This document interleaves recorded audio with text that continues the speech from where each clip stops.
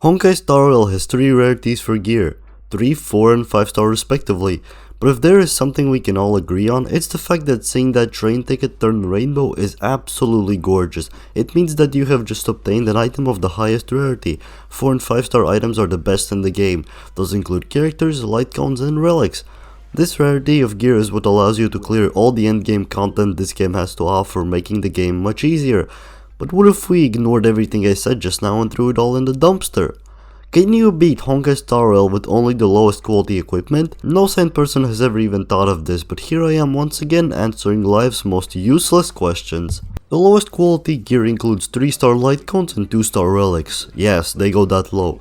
Both of these rarities are really not recommended to use, as even 4 star equipment is very easy to get, but we do not care about that. This was the true test of skill, so let's establish the rules. Rule 1.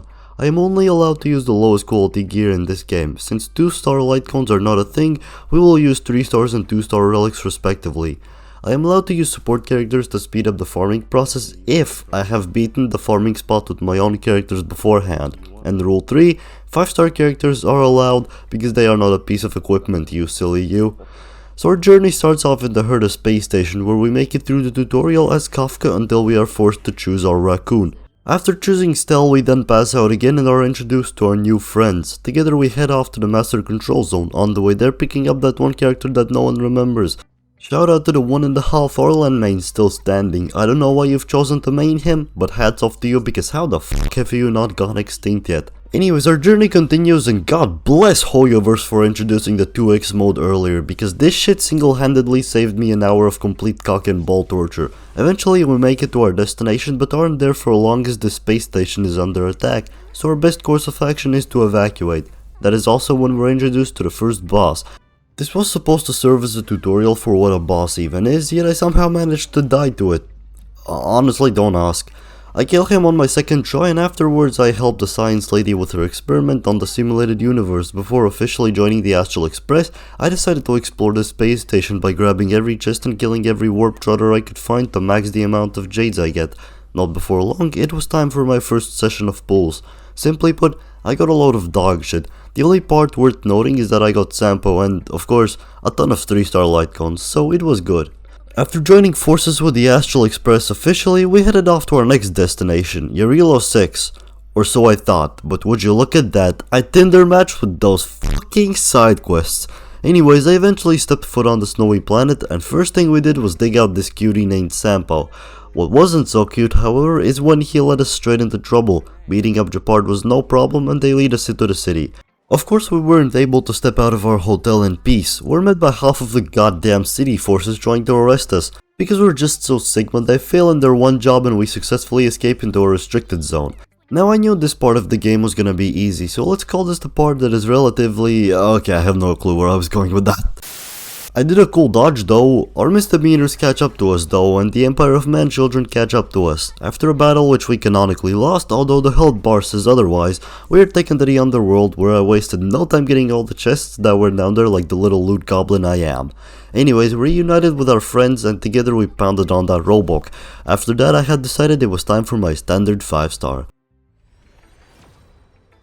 Ooh, 5 star, 5 star, 5 star, 5 star, 5 star. Well, it was actually guaranteed. 5 star. Give me Branya. Give me Branya. I'm not gonna take anyone else. I'll only take Branya. Only Branya.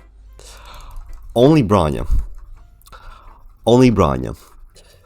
Only Branya. Only Branya. Next one. Alright, next one. What the what is that? That's the 3rd Jeppy in a row. 3 accounts in a row. Why? Now together our destination was the Great Mine, where we unlocked the relics. Naturally, to make fun of us, Hoyoverse does give us 2 free 2-star relics. One of the 2 upsides of this run is that they are very cheap to level up, as they only go up to level 6. While the stats they give are basically nothing, so even a monkey flinging its own would be more efficient. But look, this is the best we got, so we have to go with it. And in case you were wondering about the second upside, it's simply the fact that Robin exists. We headed further into the Great Mine and are met by Svarog, who is absolutely goated with the sauce, although he dips and leaves us to fight his minion, but he was easy.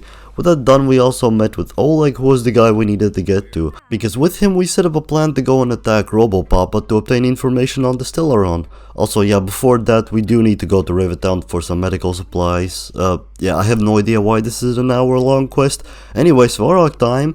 As we head towards his lair, we're cock-blocked by a big gate that won't allow us through as we're strangers, so we need to convince Clara to help us as she is Svarog's family. We eventually manage to convince her and she lets us in to pay a visit to Svarog. After failing some negotiations, we were thrown into battle, and I was doing this shit so quickly I managed to do it in barely over a minute's time because Asta and Sampo absolutely shred through his toughness bar. So yeah, we were able to get information on the Stellaron. Then we cut to another scene and can see... Oh, wait, is that what I think it is? It's lesbian hentai! Then quest wraps up and guess what? I needed level 20 to advance further, so it was time to do even more side quests. Honestly, at this point I was about 2 side quests away from becoming mentally unstable. The only thing that could save me was seeing the love of my life on my computer screen. Okay, maybe I should stop bitching so much because I was really just doing the simulated universe and then going AFK as my characters farm XP bucks. So yeah. Anyways, I barely cleared the trial of equilibrium, after which I claimed my level up rewards, where I also received the 3-star relic set which had perfect rolls. Too bad it was 1 star above the rarity I can use. Anyways, after getting my shit whooped in World 2, we continue with the quest, where I found out a new technique to dodge the guards. Just throw a sample grenade on them and they'll become comically stupid and let you pass. On our way to Kokolia, Japard stops us one last time, and this fight was easy as is every fight with Japard, so we activate 4 big devices and decimate everything on our way there while my gear hasn't become absolute poo-poo caca yet. Now, we were fighting that godforsaken tyrant. Now I had set up my team accordingly to make sure she's weak to every element in my team, and with the fire MC things were even easier. So with the power of friendship and a bit of luck, we squashed her with the big robot arm and she turned into a fucking ice-capade. After telling Natasha about the news, we unlocked the Harmony MC, so now with the new tyrant elected, we bid farewell to everyone and dipped out of there, before returning soon after to farm relics. Also, salvaging relics manually was like wiping your ass with sandpaper. It was painfully slow. After that I decided to try clearing some floors in the Forgotten Hall. 1 to 3 were successful, but Branya 316 non-scoped me in floor 4, so I called it quits. After that I got a triple 5-star, I mean, just look at this. Hello? Hello? Oh, it's a bit better. Hello?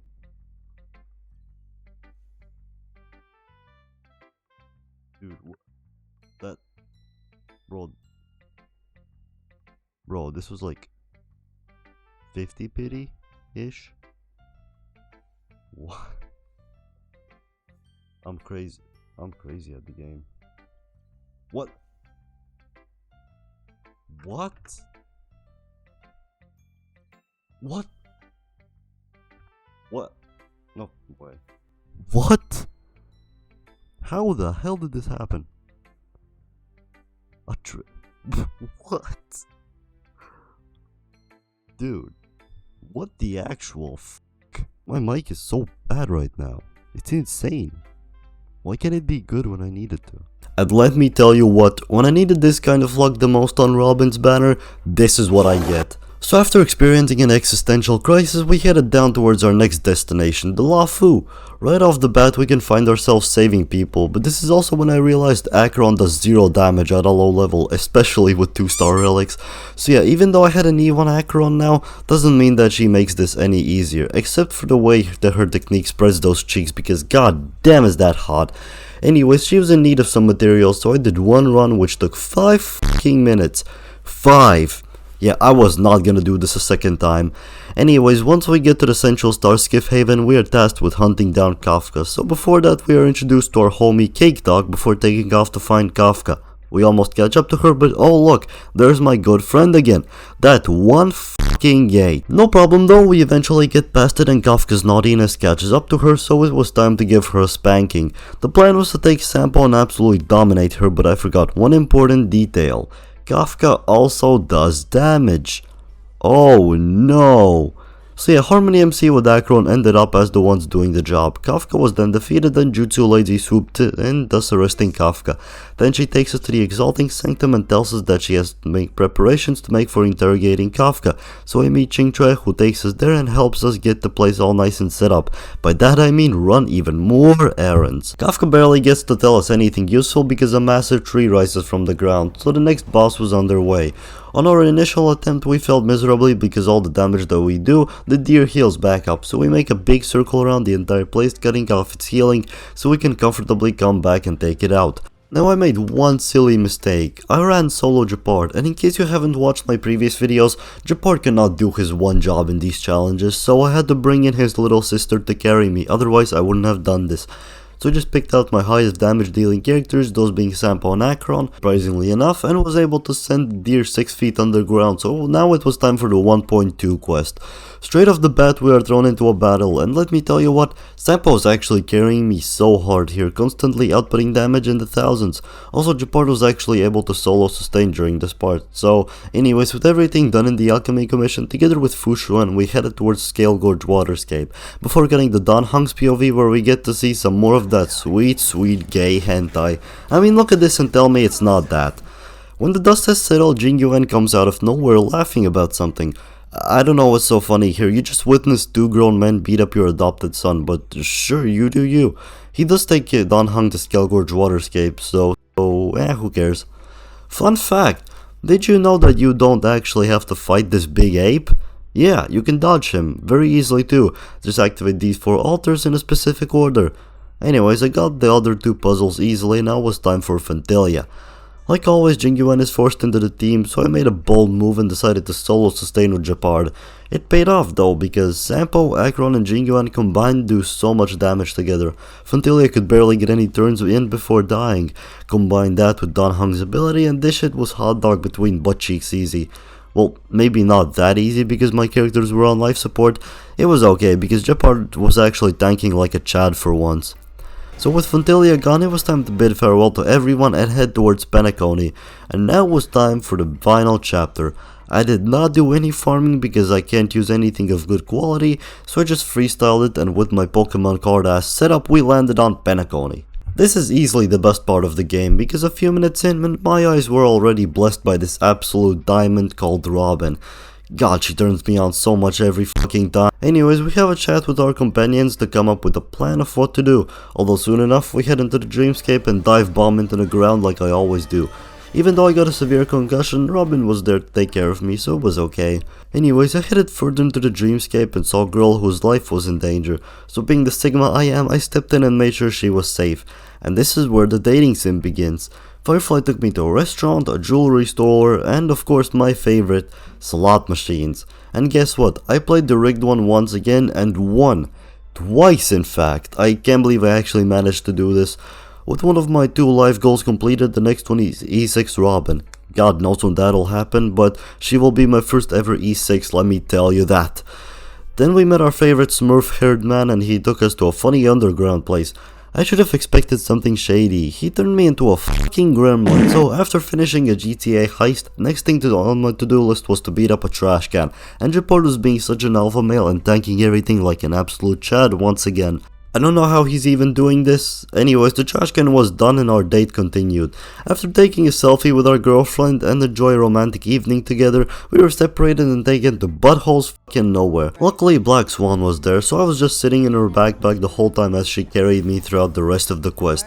Then we had to fight our girlfriend in a mech suit. She does eat up her own HP though, and combine that with Swan carrying me, our mecha wife was defeated and we were taken to a venturing to find Robin dead. It was in the dream though, so it was not that big of a deal. Anyways, 2.0 quest was done and we head straight into 2.1. I personally loved walking around as Drug the Venturing, handing out presents to people and committing terror acts as Hanu. That was fun. I kid you not, there's 5 hours of dialogue in this quest before we have a proper fight, and that proper fight is Aventurine. The big problem here is that I have plenty of survivability, but no damage. So yeah, the fight took ages. Eventually he did die, but it took me 40 minutes to take him down. So yeah, very fun. Okay, 2.2 time. Oh wait, we're thrown right into it. Yeah, I don't know why this is a thing, but here we are, witnessing Boot Hill threatening Don Hung with his gun. None of that matters though, as everything about this quest is outshined by Robin. Okay, it was Sparkle. Yeah, it was Sparkle. Fucking awesome. Yeah, amazing gameplay. No big deal though, I did eventually get to play as the real Robin though, so it was fine. You know, this game is so easy that I can just play with one hand without a problem. And also Robin is on the screen. Okay, you know what, that just came out wrong. Anyways, time for the 3 trials, where I skipped combat entirely, even responded to the redhead properly. In case you want to know, you have to choose the first, third, and first option to avoid him. Very easy. Not long after we watched Sunday's show and went in for round 1. Chaparda needed his little sister again though, so we brought her in and together we clapped Sunday's cheeks and headed back to the express to head to our next destination. Or so we thought. We're going back for round 2. Oh, and I was 40 pity deep, and before the fight, this happened. Wait, what? Wait. I was just joking in my head, what if I get a 5-star? What the actual hell? What? How did I actually just get a 5-star? This is early. It's like 30 pity in. You're fucking lying. You're actually fucking lying. What? How in the hell? This is borderline ridiculous. How much pity was this? Why is this account so lucky?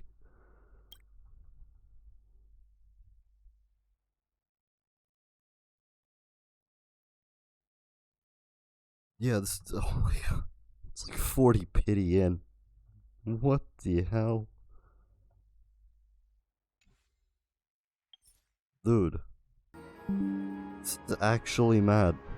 I'm posting this on YouTube. And yes, in case you were wondering, I have been only using green rarity relics the whole time. I don't know why it's showing me that this one isn't new, but I wasn't using this. Every single one of these is new. Every single one, except for the green ones, because I use the green ones. So, let's salvage all of these.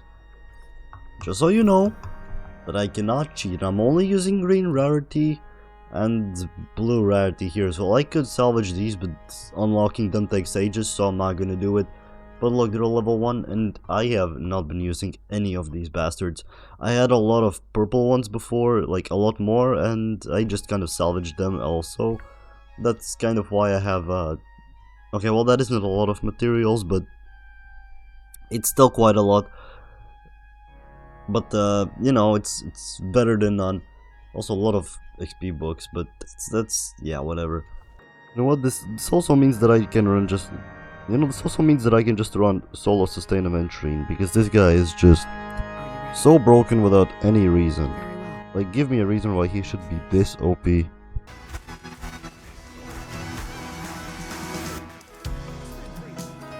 Bro, I can't with these adventuring shields, they are so tiny. 300, only 300 shields. Alright, here comes the final boss. This is what it all came down to. This is all that matters now.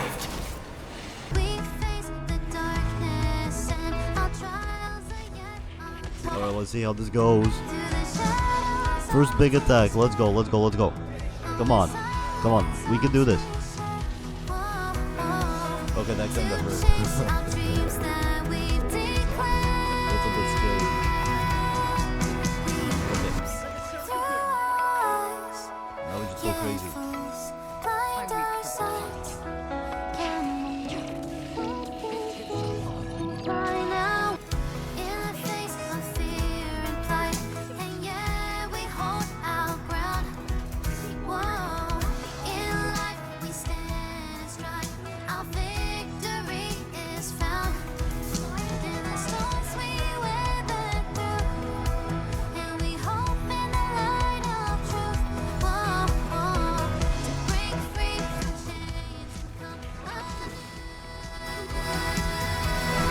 We railed Sunday and that killed him.